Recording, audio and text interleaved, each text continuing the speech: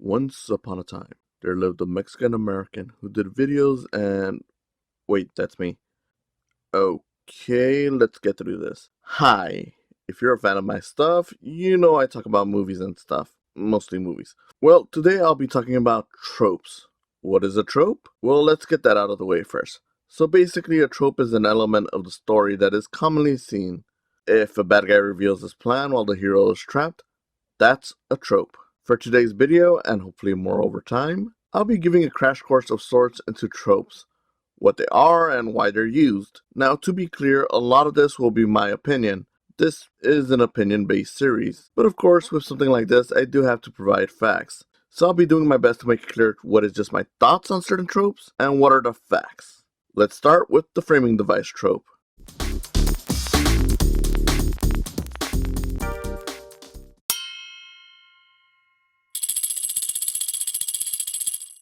If it wasn't clear from the opening joke, a framing device is essentially a way to open your story, sometimes closing it as well. But it's really just the opening where it matters. Think of it as the part where someone says, "Once upon a time," in a movie, though not necessarily that. In Disney's Aladdin, the cartoon one for this example, we see a merchant trying to sell us goods, leading him to tell us the story behind it. That's a framing device. It's a frame on the story. Get it?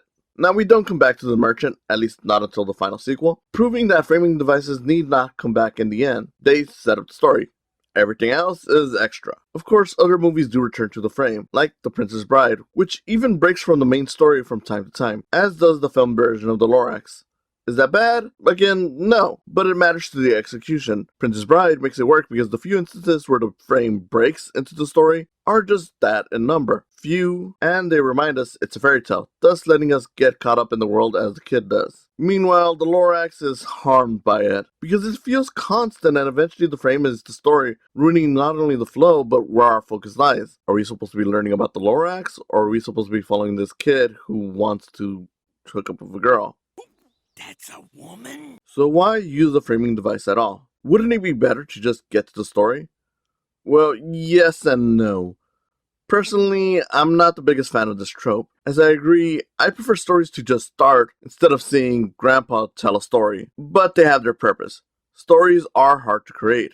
Even the best ones, the ones you'd think were just made out of simple thought from a smart person's mind, are complex. The thing about opening stories is that you not only have to hook people in, but you have to give them an understanding of what's going on and who to follow. Juggling all that can be impossible in weirder, stranger stories. So the framing device helps by simplifying it. We don't get awkward character intros or awkward world building because someone is setting it up for us, telling it like a bedtime story so it's accessible and easier to get through. We could just enter the Princess Bride by entering the fairy tale, but then we'd need more in explaining who's who. But if Grandpa over here reads it out of a book, it's quicker and erases the potential of characters awkwardly introducing themselves so we know who they are. And side note, The Princess Bride is probably my favorite movie to utilize this trope, as it also works by letting the cynical audience members feel like the kid relates to them in experiencing the story, slowly getting into the story despite initial rejection. But it's not just in good movies. The Lorax, much as I dislike it, needs that framing device. Not because it's in the book, but because seeing the monster as a figure regretting his actions sets up a sort of mystery as to why he's regretful, why the world looks miserable,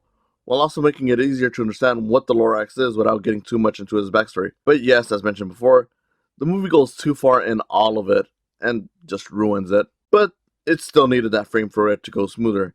So yes, the framing device has its reason, whether it's to explain a fairy tale much quicker like the storybook intros of classic Disney features, or to set up elements like mysteries and features. The framing device is perhaps the most common of all tropes, especially where the intro is concerned. Most often it's to set up the story or to give it a specific feel, or in some cases it's to set up certain mysteries. It all depends on who's making it. It can be used to subvert the narrative a bit, give you the idea that The Princess Bride is just another fairy tale, then realize it's full of adventure and that fairy tales don't have to be that childish thing in your mind. It's a really useful trope for movies, which is what tropes are there for, to be useful. A story has to have some building blocks in place to be coherent. Some may call it out as unoriginal, but if it makes the story easier and better to follow, then by all means, use that trope. Basically, if you can't find a proper way to open your story, use a framing device. It won't always be great, but it lets you get the intro out of the way so you can get to the great stuff, so use it when you can. Now, next time, whenever we get back to doing tropes videos, I'll be exploring the fish out of water. See you then.